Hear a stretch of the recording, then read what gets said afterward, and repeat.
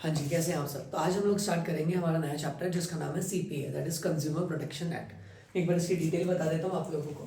क्या होता था, जब तक ये सीपीए नहीं था ना, कंज्यूमर प्रोटेक्शन एक्ट, तो बेचारे कंज्यूमर के साथ है ना बड़ा परेशानी करी जाती थी। यानी कि कंज्यूमर के साथ डैमेज गुड्स बेच दिया, एमआरपी से ज़्यादा बेच दिया, अब कंज्यूमर बेचारा परेशान रहता था, वो कुछ खरीदता ही नहीं था। तो हमारे लॉ मेकर्स ने एक एक्ट बनाया। अब एक्ट का मतलब क्या होता है, जो कानून होता है उसको अपन एक्ट बोलते हैं। तो हमने एक एक्ट बनाया, किसके लिए? कंज्यूमर की प्रोटेक्शन के लिए एक एक्ट बनाया। अब आपको एक चीज सीखनी पड़ेगी। सबसे पहले अगर इस एक्ट के अंदर हमें कोई बात करनी है तो उसको, उस इंसान को सबसे पहले क्या बनना पड़ेगा? कंज्यूमर। जैसे मान लो एक गाड़ी ने दूसरी गाड़ी को भेड़ दिया, तो क्या केस सीपीए में होगा? Answer is no. किसी का मर्डर हो गया, केस में होगा? नहीं होगा। द रीजन इज, जब तक ये इंसान नहीं बन पाएगा ना कंज्यूमर, तब तक इस एक्ट के अंदर बात नहीं होगी। तो बात ये होती है कंज्यूमर है कौन। तो बड़े ही ध्यान से सुनना।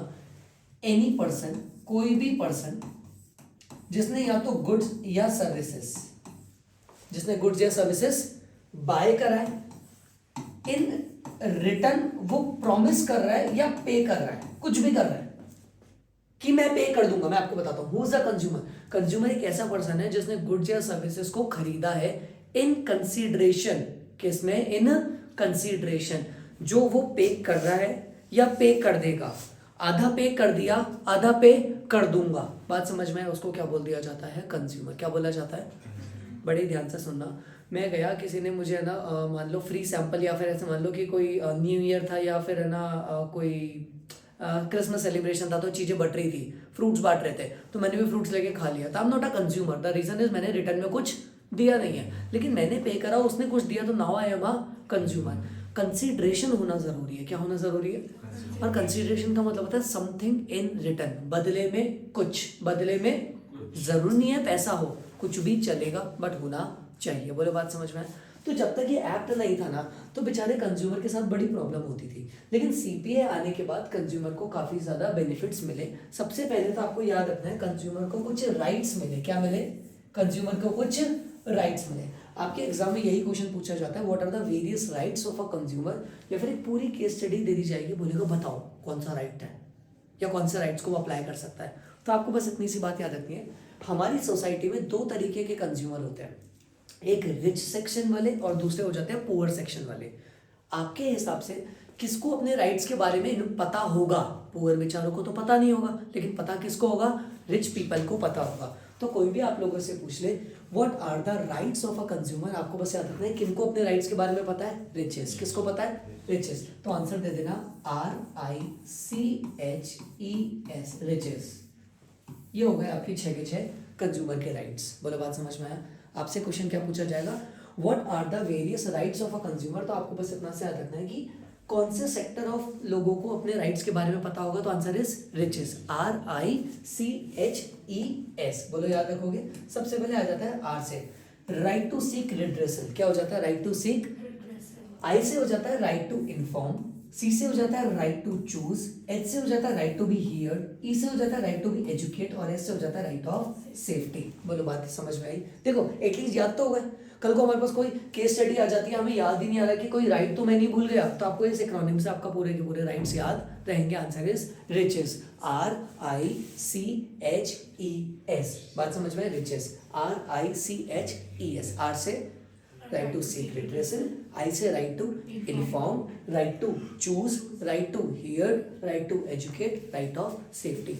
अगर आज मैं कोई भी प्रोडक्ट मार्केट से खरीदता हूं, तो मुझे इंफॉर्मेशन मिलनी चाहिए कि इस प्रोडक्ट में क्या क्या इंग्रेडिएंट्स डले हुए हैं। ये हक है मेरा। कहीं इसमें कोई नॉनवेज तो नहीं है, कहीं इसके अंदर कोई ऐसी चीज़ तो नहीं है जो मेरे लिए खतरनाक हो सकती है, कहीं इसमें कैफीन वगैरह कुछ तो नहीं है तो आप मुझे इन्फॉर्म करोगे। ये मेरा राइट है। बात समझ में? मैं गुड्स लेने गया, मैंने 10 गुड्स देख लिए, तो जर्नी में 10 के 10 लूँ। मेरे पास हक है, जो मुझे पसंद आएगा मैं उसी को चूज करूँगा। इसको बोलते हैं राइट टू चूज। बात समझ में? अगर आपने मेरे को डैमेज गुड्स दे दिया तो आपको वो बदलना पड़ेगा, आपको वो गुड्स बदलना पड़ेगा। अगर मेरा गुड्स कैसा है, डैमेज है, जैसा गुड्स मैंने मांगा था वैसा गुड्स नहीं है, मैं एक मार्कर लेकर आया, नया नया था, खोला, चला रहा हूँ, चल नहीं रहा, तो सामने वाले को वापस लेना पड़ेगा। ये मेरा राइट है, राइट टू सीक रिड्रेसल। और अगर मेरी बात नहीं सुनी तो मैं कोर्ट को अपनी बात बता सकता हूँ और कोर्ट को मेरी बात सुननी पड़ेगी। That is right to be heard. बात समझ में आया? प्रोडक्ट को यूज़ कैसे करना है ये आपको बताना पड़ेगा। और अगर उस प्रोडक्ट में कुछ दिक्कत आ सकती है, मेरी हेल्थ से रिलेटेड प्रॉब्लम आ सकती है, तो आपको उसकी सेफ्टी के लिए भी बताना पड़ेगा। जैसे टबैको के ऊपर साफ साफ लिखा रहता है, सिगरेट्स के डब्बों पे लिखा रहता है, ये सारे क्या हो जाते हैं, हमारे राइट्स। बोलो बात समझ में है? अगर मैं बता दूँ तो मुझे जल्दी से बताओगे कंज्यूमर के राइट्स कितने हैं टोटल? 6। कितने हैं? कैसे याद किया हमने? RICHES। एक बार इन्फॉर्म कर दोगे कौन से हुए? R से, I से, C से, H, E और S। बोलो बात समझ में आ गया? क्लियर है? बात ध्यान से सुनना। अब है ना, कंज्यूमर को इतने सारे राइट्स दे दिए हम लोगों ने, तो कंज्यूमर राजा बन के चलने लग गया। बोले गुड्स खराब होगा तो चेंज करा लूंगा। फंसेगा बेचारा एंड में कौन? दुकानदार। तो दुकानदार इतना परेशान हो गया था कि कंज्यूमर अपनी मनमानी करने लग गया। तो लॉ ने एक लाइन बताई कि हे कंज्यूमर, तू कुछ भी कर ले, लेकिन तेरे को अकॉर्डिंग टू सेक्शन 16, ये कहीं लिखा हुआ नहीं है, मैं आपको बता रहा हूँ, सेक्शन 16 ऑफ सोगा सेल्स ऑफ गुड्स एक्ट, आपको कैविट एम्प्टोर मेंटेन करके चलना है। सर ये कैविट एम्प्टोर क्या होता है? बड़े ही ध्यान से सुन लो, कई बार क्वेश्चन आया हुआ है इसका। कैविट एम्प्टोर का मतलब होता है let the buyer be aware. Let the buyer be aware. अगर गुड्स ओपन मार्केट में पड़े हुए, अगर गुड्स कहाँ पड़े हुए हैं? ओपन मार्केट में, तो ये रिस्पॉन्सिबिलिटी है किसकी? बायर की। 3 चीजें देखना, टू चेक, इंस्पेक्ट और एग्जामिन। किसको? The goods. कब? Before purchasing. बात समझ में आया? सेलर कभी भी लायबल नहीं होगा बैड सिलेक्शन ऑफ बायर के। Seller will not be liable for the bad selection of buyer. बोले बात समझ में आया? मैं एक दुकान पे गया, मैंने बोला भैया मार्कर देना, उसने मुझे मार्कर दे दिया। मैं मार्कर लाया, चला कर देख रहा हूँ तो वो परमानेंट मार्कर निकला। खोल दिया मैंने, मैं दुकानदार को बोल दिया ये क्या दिया है, ये वो, तो दुकानदार वापस नहीं लेगा। अब क्यों? ये गलती किसकी थी? मेरी। जब मैं खरीद रहा था मुझे अवेयर रहना चाहिए था, साफ साफ लिखा होना चाहिए था ये बोर्ड मार्कर या परमानेंट मार्कर। किसकी गलती मानी जाएगी? मेरी मानी जाएगी। तो let the buyer be aware, इसी को क्या बोलते हैं? Caveat emptor. EMPTOR। EMP। आपके बुक में ये लाइन नहीं लिखी थी, तो आप एक अच्छे प्रेजेंटेशन के लिए याद रख सकते हो। कैविट एम्प्टोर कहाँ लिखा हुआ है? Section 16 of sales of goods act. Section 16 of क्या लाइन है? Let the buyer be aware if the goods are available. कहाँ पे? In the open market. It is the responsibility किसकी? बायर की। रिस्पॉन्सिबिलिटी ऑफ क्या चीज? To check, inspect, examine. किसको? Goods को। कब? Before purchasing. बोलो बात समझ में आया? एक लाइन और एड ऑन होगी, seller will not be liable for bad selection of buyer. Buyer ने अगर कोई चीज गलत खरीदी है तो सेलर उसके लिए लायबल नहीं होगा। मैं एक जैकेट लेकर आ गया, साफ साफ लिखा था कोई रिफंड नहीं होगा, कुछ नहीं होगा। मैंने सोचा भैया का बर्थडे, जैकेट ले जाता हूँ। मैं जैकेट ले गया, अब उस जैकेट में क्या हो रखा था? साइज इशूज आ रखे थे। मैं दुकानदार के पास ले गया, वो वापस लेने से मना कर रहा है, तो क्या मैं केस कर सकता हूँ? नहीं कर सकता। सर वो वापस ले रहा है तो जस्ट फॉर गुडविल, नहीं होगी तो नहीं होगी। द रीज़न इज़ ये मेरी रिस्पॉन्सिबिलिटी है, मुझे चेक करना है, मुझे अवेयर रहना है चीज़ें खरीदने से पहले। इसी को क्या बोलते हैं? कैविट एम्प्टोर। बोलो बात समझ में आया? कितने टॉपिक पढ़े अपन ने? 2। कौन कौन से पढ़े जरा बताओ? सबसे पहले राइट्स, कितने थे? 6। आर क्लियर है क्या? और साथ साथ में हमने एक और चीज क्या पढ़ी? कैविट एम्प्टोर। कहाँ लिखा हुआ ये? सेक्शन 16। कहाँ के? सेल्स ऑफ गुड्स एक्ट के। बात समझ में आया? क्या है? Let the buyer be aware. Let the buyer be aware. बोले बात समझ में आया? नाउ वेरी इंपॉर्टेंट जो एग्जाम में क्वेश्चन आता है वो ये है कि CPA कंज्यूमर प्रोटेक्शन एक्ट के एडवांटेजेस। CPA की क्या देखना है अपन को? एडवांटेजेस यानी कि फायदे। CPA के क्या देखेंगे अपन? एडवांटेजेस। तो आपको एक बात याद रखनी है, सीपीए के एडवांटेज है ना, दोनों को अवेलेबल है। किस किस को? बायर को भी अवेलेबल है, हाँ ऑब्वियस सी बात है, बायर के लिए तो बनाया है, पर साथ साथ में ये एडवांटेजेस किसको भी दे रहा है? सेलर को भी दे रहा है। बोलो बात समझ में आया? यानी कि सीपीए के एडवांटेजेस जो अवेलेबल होंगे किसको होंगे? दोनों को होंगे, buyer as well as seller. बोलो बात समझ में आया? अब जब तक क्वेश्चन खुद नहीं बोल देता ना कि from the view point of buyer बताओ सेलर बताओ, आप लोग अपने हिसाब से नहीं लिखोगे। अगर क्वेश्चन ने बायर बोला है तो आपको यही 3 लिखने पड़ेंगे, 1 2 3, और सेलर बोला है तो उसके 1 2 3 4 5 कितने लिखने पड़ेंगे? 5। मिक्स नहीं कर सकते आप लोग। बात करते हैं सीपीए के एडवांटेजेस क्या है। सबसे पहला आपको जो याद रखना है वो ये है, अनऑर्गेनाइज्ड कंज्यूमर। कैसा है? Unorganised consumer. हमारा जो कंज्यूमर है ना वो पढ़ा लिखा नहीं है, तो पढ़ा लिखा नहीं है तो सेलर उसके साथ चीट कर सकता था कभी भी, लेकिन सीपीए आने के बाद वो सेलर उस कंज्यूमर के साथ चीट नहीं कर सकता। जैसे मान लो कोई पढ़ा लिखा नहीं है, उसको पढ़ना लिखना नहीं आती, लेकिन मैंने उसको 20 रुपये दिया और बोले जाके आना एक ब्रेड का पैकेट ले आ। अब सेलर कभी भी जान पूछ के उसको एमआरपी से ज़्यादा बेच नहीं सकता, उसको पता है अगर बेच दिया तो कोर्ट मेरे पीछे पड़ जाएगा। तो कंज्यूमर कैसा है हमारा? Mostly unorganised. इनको क्या मिला? एडवांटेज मिला। बोलो बात समझ में? पहले क्या होता था, कंज्यूमर को इग्नोरेंस कर दिया जाता था। कंज्यूमर को क्या कर दिया जाता था? इग्नोरेंस। क्या हुआ था, हम लोग बस्ती के कुछ बच्चों को लेके डोमिनोज चले गए थे आज से कुछ साल पहले, 5-6 साल पहले। तो डोमिनोज वालों ने बोला नहीं आप इनको अंदर मत लाओ, क्योंकि ये अंदर आएंगे तो हमारे बाकी कंज्यूमर्स को दिक्कत आएगी, कस्टमर्स को दिक्कत आएगी। मैंने बोला ऐसा कहीं नहीं लिखा कि ये लोग अंदर नहीं आ सकते। वो बैठे, उन्होंने पिज्ज़ा खाया, आराम से बैठे थे। पहले क्या कर दिया जाता था? कंज्यूमर को इग्नोर कर दिया जाता था on the basis of caste, culture, religion, sex. लेकिन अभी आप नहीं कर सकते क्योंकि पीछे कौन बैठा है? सीपीए। क्या बोलते हैं इसको? Consumer ignorance. बात समझ में है? तीसरा, wide spread exploitation of consumer. Consumer के साथ क्या कर दी जाती थी? ब्लैक मार्केटिंग कर दी जाती थी, डैमेज गुड्स बेच दिया जाता था, डिफेक्टिव गुड्स बेच दिया जाता था, और कभी रिफंड भी नहीं दिया जाता था। लेकिन सीपीए आने के बाद ये सारी चीज़ें क्या हो चुकी है? ख़त्म हो गई। बोलो बात समझ में है? यानी कि अगर मैं आप लोगों से पूछूं सीपीए के कंज्यूमर को कितने बेनिफिट्स हुए तो आप आंसर कितने दोगे? 3। 1 2 और 3 मेरे साथ साथ रिपीट करना। 3 कौन से हुए? सबसे पहला अनऑर्गेनाइज्ड कंज्यूमर। कौन सा है? Unorganised consumer. नंबर 2 कौन सा हुआ? Consumer ignorance. और तीसरा wide spread exploitation of consumer, जहाँ पे कंज्यूमर के साथ क्या करी जा रही थी? ब्लैक मार्केटिंग, डैमेज गुड्स बेचना, ये सारे काम किए जा रहे थे। बोलो बात समझ में? तो कंज्यूमर को बेनिफिट्स कितने हुए? 3। कितने हुए? 3। अब बचे हुए किसको थे बेनिफिट्स? बचे हुए किसको थे? सेलर को। रिपीट करना, मेरे साथ साथ बोलना। अब बेनिफिट्स किसको देख रहे हैं? सीपीए के एडवांटेजेस किसको? सेलर को। सीपीए के एडवांटेजेस किसको? सेलर को। तो सेलर को भी फायदा हुआ। चलो इसका डिटेल देखते हैं। देखो मैं आपको एक स्टोरी सुनाता हूँ। क्या हुआ, हमारी जो नंदिनी है ना, डी आई वाली है, ए वाली है? हमारी जो नंदिनी है ना, तो है तो ये 12th में, इसका दिमाग होना चाहिए था अपनी पढ़ाई पे,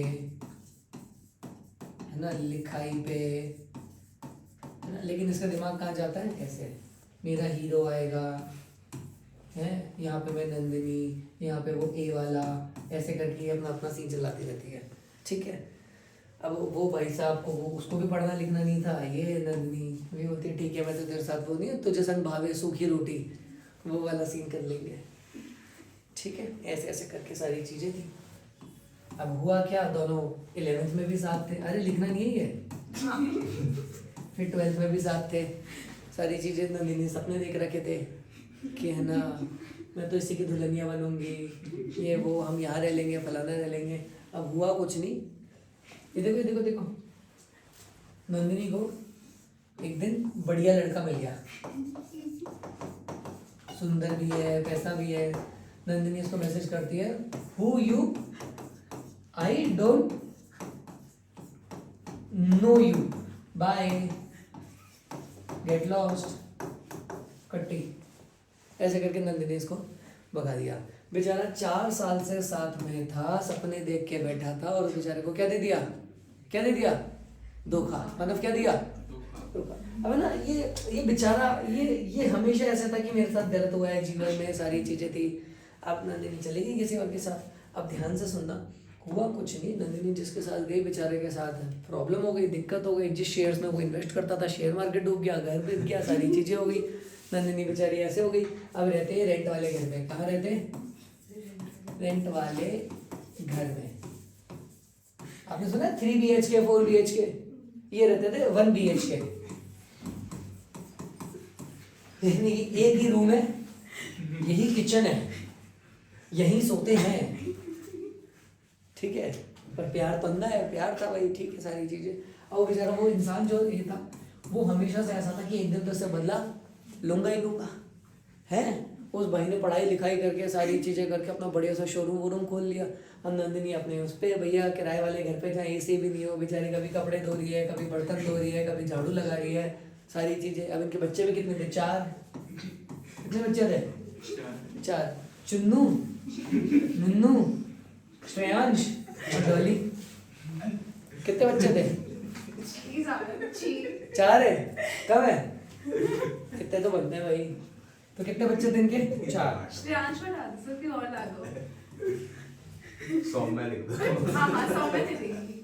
चिन्नू मुन्नू सौम्या और जो भी है सौम्या और डॉली, ठीक है। ठीक है। ये 4 बच्चे थे। अब इनके पास गाड़ी के नाम पे 2 व्हीलर था, 2 व्हीलर का मतलब साइकिल थी इनके पास। क्या थी? साइकिल। तो इस बार जब गर्मी आई तो नंदिनी बोलती है उसको, सुनते हो जी? किसको? श्रेयांश को बोलती है।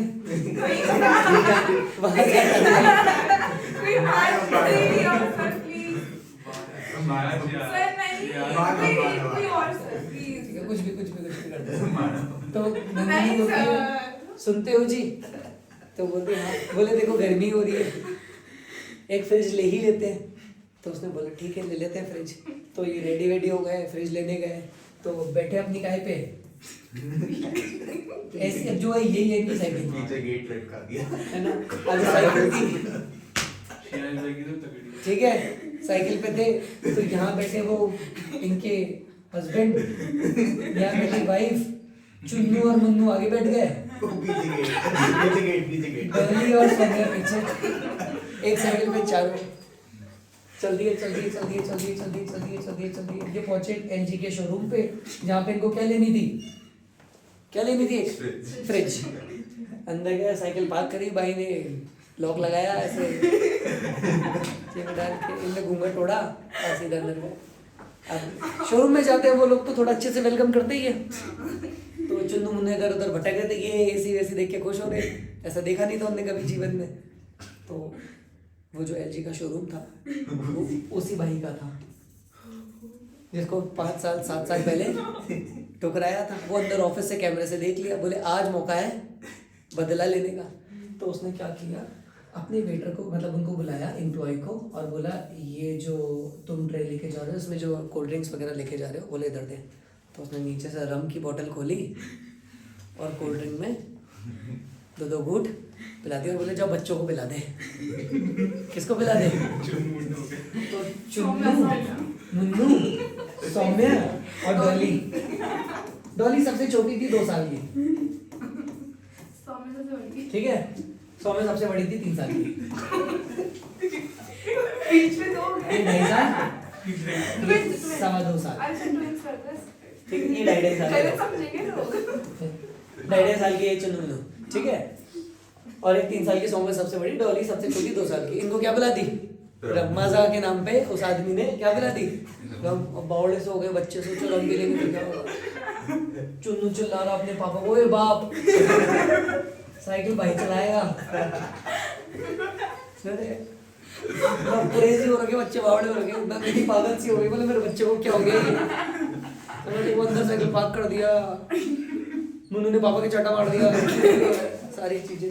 तो भैया नंदिनी से देखा नहीं क्या, नंदिनी ने सीधा इसके ऊपर क्या कर दिया, केस कर दिया कि आपने कंज्यूमर की रिस्पॉन्सिबिलिटी अच्छे से नहीं निभाई। तो याद रखना, उस बंदे ने बोला, मतलब सॉरी वारी बोल के सारी चीज़ें बोली कि हमसे गलती हो गई, अब से हम सारे कंज्यूमर का ध्यान रखेंगे। आपको याद रखना है एलजी की कंपनी कब सोशल रिस्पॉन्सिबिलिटी फुलफिल कर रही थी, याद रखना, सुन लो मेरी बात, एलजी की कंपनी कब सोशल रिस्पॉन्सिबिलिटी फुलफिल कर रही थी, जब एलजी की कंपनी ने बच्चों को क्या बुला दी थी, पिरामिड। याद रखोगे, what are the importance of CPA from the view point of seller, answer is LG नाम। क्या रखोगे, एलजी नाम। अभी के अभी सारे के सारे याद कराता हूँ, बड़े ध्यान से देखो। एल से हो जाएगा long term interest of the consumer, long term interest of the organisation. अगर आप अपनी ऑर्गेनाइजेशन को लॉन्ग टर्म के लिए ले जाना चाहते हो ना, तो आपको सीपीए फॉलो करना ही पड़ेगा, कंज्यूमर के हित में बात करनी ही पड़ेगी, अच्छी क्वालिटी गुड्स, रीजनेबल प्राइस देनी पड़ेगी, बेटर इन्वायरमेंट देना पड़ेगा, नहीं तो कभी भी कंज्यूमर लौट के नहीं आएगा। मान लो एक नया रेस्टोरेंट खुला है, आप पहली बार तो वहाँ चल जाओगे, लेकिन आप रिपीट कब करोगे, जब सब कुछ चीज़ होगी, वो आपका ध्यान रख रहा है, that is long term interest of the organisation. Number 2, क्या कोई भी बिजनेस सरकार का इन्वॉल्वमेंट बिजनेस में चाहता है क्या, नहीं चाहता। तो अगर आप सरकार का इन्वॉल्वमेंट नहीं चाहते तो सीपीए फॉलो कर लो, जी से हो जाता है गवर्नमेंट इन्वॉल्वमेंट। क्या हो जाता है, government involvement, government involvement. R से हो जाता है सोशल रिस्पॉन्सिबिलिटी, तो आर से कौन सा हो जाएगा, सोशल, आर से हो गया रिस्पॉन्सिबिलिटी। तो अगर आप सीपीए फॉलो करते हो तो हर बिजनेस की जो सोशल रिस्पॉन्सिबिलिटी होती है वो भी साथ साथ में क्या हो जाती है, फुलफिल हो जाती है। अगला, यूज ऑफ सोसाइटी रिसोर्स। एक बिजनेस काम कहाँ कर रहा है, सोसाइटी में, बेच किसको रहा है, सोसाइटी को, एम्प्लॉय कहाँ से ला रहा है, सोसाइटी में, गुड्स कहाँ से बना रहा है, सोसाइटी से, तो आप बदले में दे क्या रहे हो सोसाइटी को, तो ये आपके लिए इंपॉर्टेंट है कि आप सोसाइटी को भी रिटर्न में कुछ दो। बात समझ में आए। और लास्ट हो जाता है, बड़े ही ध्यान से सुनना, मान लो कि मेरी एक दुकान है, एक है ना एम्प्लॉई अपने बच्चे के साथ ऐसे घूम रहा था, उस बच्चे ने जिद करी कि पापा आइसक्रीम खानी है, और मुझे दिख रहा था कि यार ये एम्प्लॉई है, सुबह से शाम तक इसने काम किया है और उसने 100 रुपये की आइसक्रीम खरीदी, गलती से उसने मुझे 500 का नोट दिया, मैंने उसको आइसक्रीम दी, जैसे ही मैं चेंज दे रहा था वो मुड़ के चला गया, तो ना मैं बोलूँगा अरे भैया रुको, आपके 400 रुपये तो ले जाओ। मान लो अगर मैं उसको नहीं करता तो मुझे पता होता 400 रुपये मैंने रख दिए, लेकिन बुरा कितना फील होता कि एक ऐसे इंसान के पैसे रख लिए जिसको बहुत ज़्यादा ज़रूरत थी। तो जब भी आप कुछ अच्छा काम करते हो ना, तो कुछ मिले ना मिले आपको एक मिलता है, दैट इज मॉरल जस्टिफिकेशन। क्या मिलता है, मॉरल जस्टिफिकेशन। बात समझ में आया, अंदर से अच्छा लगता है कि हमने किसी के साथ गलत नहीं किया। तो these are the advantages of CPA from the view point of seller. बोलो बात समझ में आई, ठीक है, from the view point of seller. ठीक है, आज के नहीं रखते हैं, अगली क्लास में देखते हैं अपन क्या इसके आगे के स्टेप्स।